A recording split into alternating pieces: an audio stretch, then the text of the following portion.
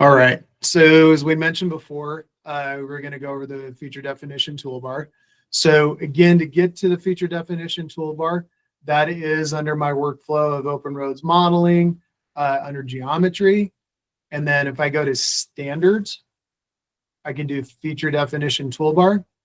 And then I have mine docked right here. So it ends up just being where it is.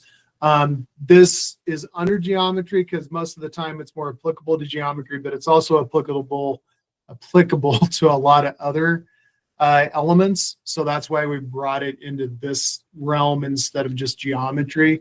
Again, you can also grab it up here if you type in feature definition toolbar. So there is under drainage and utilities, survey, and open roads modeling are also options for you to grab it in there. So feature definition toolbar. So what we have here is underneath, if I pick this, I have alignment, I have linear, and alignment you can see is highlighted because I use proposed alignment. These are all your different features that are available in the workspace definition toolbar that are applied today. This will be updated as workspaces progress.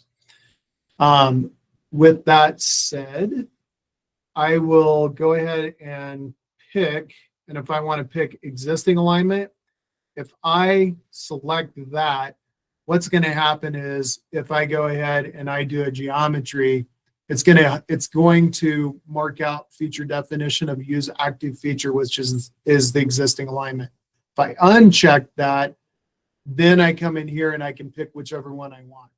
So either way, I can do that with my feature definition.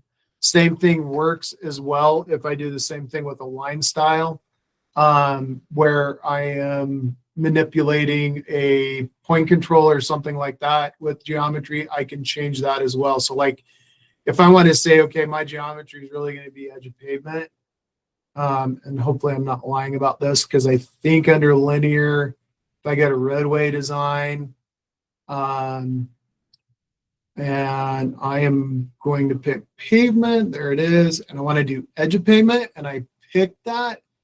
If I go do, not profile, if I go do alignment, and it's on my use active feature, and I'm going to place that. So if I want to use something like this for point controls or whatever I'm going to do, it's going to put it on that feature of edge of pavement. So this is one of the things that I can kind of manipulate through here as well. Again, that's why it's in geometry, I believe, is because it is manipulative to a lot of those elements. So that's where I can really take advantage of my feature definition toolbar. I use this a lot when I just want to change different things because then I can set active whatever I want, go start doing my geometry, and it's going to be on the feature that I want to have it on. So real quick, persist snap rule. What that one really is a toggle on, toggle off. It's the default snap. So if I have, sorry, I got my other screen away. When I do intersection and I snap intersection, so you can see there's tentative. Well, I'm going to snap again, but I don't have another intersection. But if I did have one here, I can go ahead and snap, then it's going to go to my intersection. So this is my snap rules, my rule deactivation. We'll get more into that when we get into geometries and different things there. This is where when you do rule deactivation, you can actually do other manipulations to elements. Coming back to this one, so as you noticed, if I check this on and on, we just call it smart match, is what will toggle if it's active or not active. This one is actually my, it's not showing up. There we go. Match feature definition tool.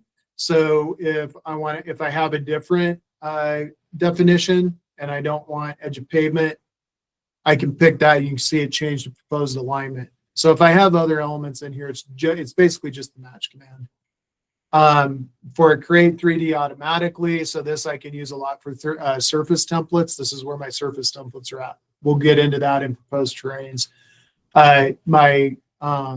Use my feature definition template. I can do that. So once I start assigning different elements and to, I can pick annotation and trying to remember why is that auto annotate not working. So auto annotate should work. I don't know why it's not working. Auto annotate should be, I don't think I have to have that on. Not sure why it's not annotating. Is your seed file 1-to-1? That one annotated. Uh-oh. There we go. Let me try that one again.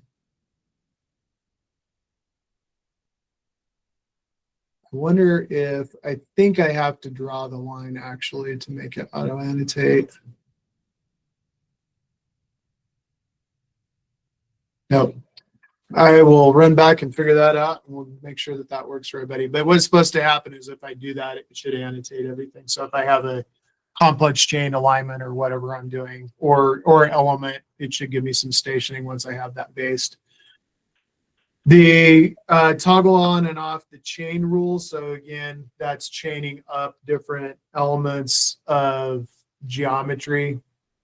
So I think if I have the chain here, it will keep that as one element by doing that. If I have that, or actually, is it off? So if I chain that element, it should connect the two. I don't know why nothing's working today.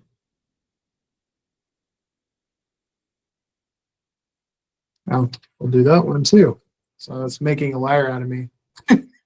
The main reason I use this one though is, again, I locked that. I don't know why the chain and the auto annotate aren't working. Those usually work pretty well. I use it for the surface templates too. Again, we'll hit on that in templates as well. As you guys can see, I probably need to compress this because there's some kind of element in here. I don't know where it came from, but that's a bad element. So going through these again, I'll touch base on this as we get more into the geometry part next time with the annotation and the chaining. I'm not sure why those aren't working today, but we'll get into that a little bit more in geometry. But this is feature definition toolbar. Again, I use this one a lot just for setting my feature definition that I want locked in so that I know it's going on the right feature. And I think that's all I have on the feature definition toolbar, Sahar.